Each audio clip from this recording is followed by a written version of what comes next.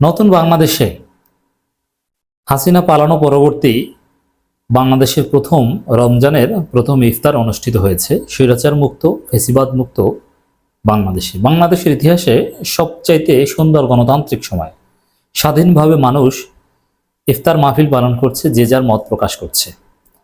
দর্শক, গত বছর আপনাদের নিঃসন্দেহে মনে আছে যে ইফতার মাহফিলে হামলার ঘটনা, মুসলিম শিক্ষার্থীদেরকে ছাত্রলীগ পিটিয়েছে, রক্তাক্ত করেছে। ঢাকা বিশ্ববিদ্যালয়ে ইফতার মাহফিল করার ক্ষেত্রে নিষেধাজ্ঞা ছিল বিভিন্ন বিশ্ববিদ্যালয়ে। এই জন্য ইফতার মাহফিলে বাধা দিত, শিক্ষার্থীরা প্রতিবাদে গণ ইফতারের আয়োজন করত, কত ঘটনা ঘটল। কিন্তু এবছর কত সুন্দর দৃশ্য, বিশেষ করে জামাত ইসলাম এবং ইসলামী ছাত্র শিবিরের চমৎকার দৃশ্য, যেটা জামাত ইসলামী অতীতে কখনো পারেনি, বা অনেক বছর যাবত বর্তমান প্রজন্ম যেটা দেখেনি জামাত ইসলামীর, এবার দেখেছে। জামাত ইসলামী ঢাকা মহানগরী তারা আলেমোলামা এবং ইয়াতিমদের সম্মানে ইফতার মাহফিল আয়োজন করেছে। আমিরে জামাত নিজে উপস্থিত ছিলেন, ঘুরে ঘুরে দেখেছেন, চমৎকার দৃশ্য। বিএনপিও সেম কাজ করেছে, যদিও বিএনপিতে ওরকম আলেমোলামাদের আলাদাভাবে রেসপেক্ট করা হয়নি, কোনো প্রথিতযশা আলেমকে আমি দেখিনি, এটা নিয়ে আলাদা কথা বলেছে, এটা দুঃখজনক পরিবর্তন। ইসলামী ছাত্র শিবিরের কর্মসূচি হিট করেছে। ঢাকা বিশ্ববিদ্যালয়, এটা অকল্পনীয় ছিল যে ঢাকা বিশ্ববিদ্যালয়ে গত বছর ইফতার মাহফিল নিষেধ ছিল, এজন্য শিক্ষার্থীরা প্রতিবাদে টিএসসিতে বিভিন্ন জায়গায় গণ ইফতার আয়োজন করেছে। বিভিন্নভাবে ছাত্রলীগ ইফতার মাহফিলে হামলা করার চেষ্টা করেছেও বিভিন্ন জায়গায়, শিবির ট্যাগ দিয়েছে, প্রোডাক্টিভ রমাদান প্রোগ্রাম করতে গিয়েছে, পিটিয়েছে।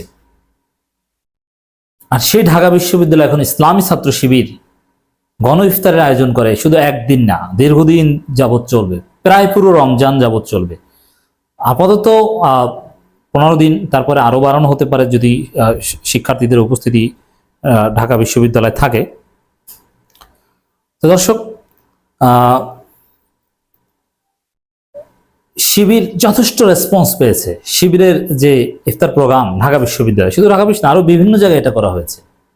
চট্টগ্রাম বিশ্ববিদ্যালয় করেছে। শত শত শিক্ষার্থীরা, রোজাদার মুসলিম শিক্ষার্থী, তারা শিবিরের ইফতারে অংশগ্রহণ করেছে। শিবির থেকে উন্নত মানের স্বাস্থ্যকর ইফতার সামগ্রী নিয়েছে। কি সুন্দর দৃশ্য। অথচ এই শিবির ট্যাগ দিয়ে নন শিবিরকেও গত বছর পেটানো হয়েছে। এখানে একটা তুলনা আমি করতে চাই। এই যে গণতান্ত্রিক ছাত্র সংসদ, নতুন যে ছাত্র সংগঠন জাতীয় নাগরিক পার্টির, তারাও গণ ইফতার আয়োজন করেছে ঢাকা বিশ্ববিদ্যালয়ে।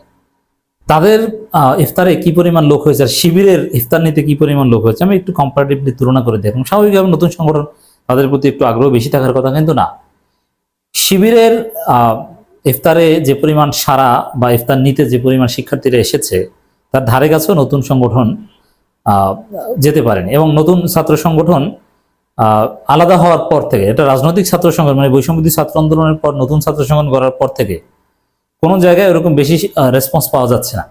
এখন মানে শিবিরের লোক সাপ্লাই বন্ধ হয়ে যাওয়া মানে, এই যে জাতীয় পতাকা উত্তোলন করেছে অল্প কিছু লোকজন, দেখবেন সামনে একটা মিছিল করুক না, কত লোক হয়, সামনে মিছিল করার সময় আসবে। তো এখন বাস্তবতা বুঝবে। এতদিন তো শিবিরের সাথে মিলেমিশে করেছে, এখন বাস্তবতা বুঝবে। যাই হোক, ওদের এই কনসেপ্টটা ভালো লেগেছে যে গণ ইফতারের আয়োজন করেছে ঢাকা বিশ্ববিদ্যালয়ে। ঢাকা বিশ্ববিদ্যালয়ে এখন ইসলাম চর্চা হচ্ছে। এখানে আন্তর্জাতিক খ্যাতি সম্পন্ন ইসলামিক স্কলাররা এসে বক্তব্য দিচ্ছেন যে ইসলামিক স্কলাররা ঢাকা বিশ্ববিদ্যালয়ে দূরের কথা বাংলাদেশেও প্রবেশ করতে পারতো না। এই বাংলাদেশে জাকির নায়কও আসবে ইনশাল্লাহ।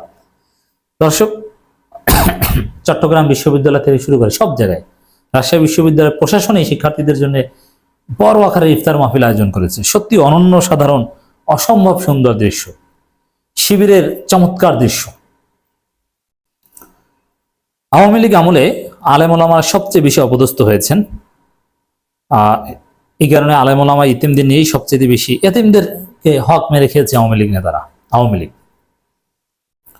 এবং এই ইয়াতিম নিয়ে কি রাজনীতি করেছে, খালেদা জিয়াকে কি হয়রানি, কি নির্যাতন করেছে, খালেদা জিয়া নাকি ইয়াতিমদের সম্পদ মেরে খেয়েছে।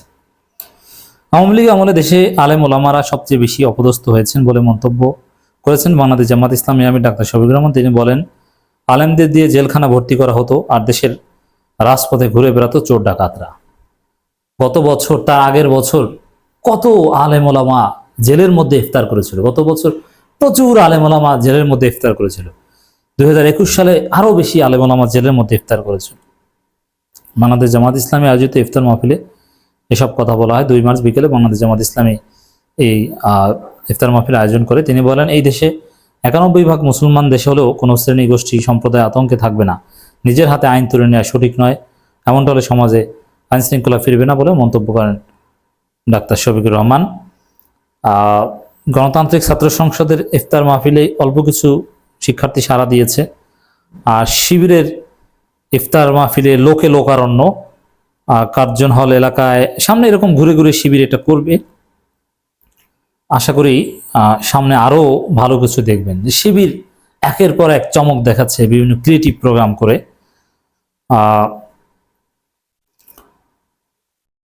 দর্শক, প্রথম দিনে এতিম শিশুদের সাথে ইফতার করলেন জামাত ইসলামী নেতৃবৃন্দ।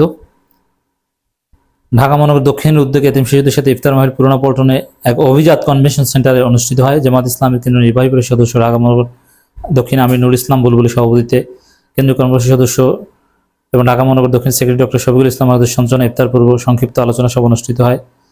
সেখানে নুরুল ইসলাম বুলবুল কথা বলেন, নানান কথা বলেন।